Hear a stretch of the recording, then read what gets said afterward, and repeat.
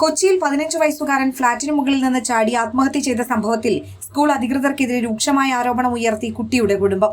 മരിച്ച മിഹിർ മുഹമ്മദ് കടുത്ത ശാരീരിക പീഡനത്തിനും വർണ്ണവിവേചനത്തിനും ഇരയായെന്നാണ് കുട്ടിയുടെ അമ്മാവൻ വെളിപ്പെടുത്തിയത്. എന്നാൽ റാഗിംഗ് ആരോപണം സാധൂകരിക്കുന്ന ഒരു തെളിവും കിട്ടിയിട്ടില്ലെന്നാണ് കൊച്ചിയിലെ ഗ്ലോബൽ പബ്ലിക് സ്കൂളിന്റെ വിശദീകരണം. നിറത്തിന്റെ പേരിൽ നീഗ്രോ എന്ന വിളി, സ്കൂളിന്റെ ശുചിമുറിയിൽ വെച്ച സീനിയർ വിദ്യാർത്ഥികളുടെ മർദ്ദനം, അങ്ങനെ നിരന്തര മാനസിക ശാരീരിക പീഡനം ഗ്ലോബൽ പബ്ലിക് സ്കൂളിൽ മിഹിർ മുഹമ്മദ് നേരിട്ടിരുന്നെന്ന ഗൗരവമുള്ള ആരോപണമാണ് കുട്ടിയുടെ കുടുംബം ഉന്നയിക്കുന്നത്. കുട്ടി നേരത്തെ പഠിച്ച ജെംസ് സ്കൂളിൽ നിന്നും മാനസിക പീഡനം നേരിട്ടിരുന്നെന്ന് കുടുംബം ആരോപിച്ചു. വൈസ് പ്രിൻസിപ്പൽ ഉൾപ്പെടെയുള്ളവരിൽ നിന്നേറ്റ മാനസിക പീഡനത്തെ തുടർന്നാണ് സ്കൂൾ മാറി കുട്ടിയെ ഗ്ലോബൽ പബ്ലിക് സ്കൂളിൽ എത്തിച്ചത്. എന്നാൽ അവിടെയും നേരിടേണ്ടി വന്ന പീഡനമാണ് കുട്ടിയുടെ ആത്മഹത്യയിലേക്ക് നയിച്ചതെന്ന് കുടുംബം കരുതുന്നു. മരണശേഷം കുട്ടിയുടെ അടുത്ത സുഹൃത്തുക്കളിൽ നിന്ന് ലഭിച്ച വിവരങ്ങളും സ്കൂളിലെ വാട്സാപ്പ് ഗ്രൂപ്പിൽ നടന്ന ചില ചർച്ചകളുടെ സ്ക്രീൻഷോട്ടും ചേർത്താണ് പോലീസിൽ പരാതി നൽകിയിരിക്കുന്നത്.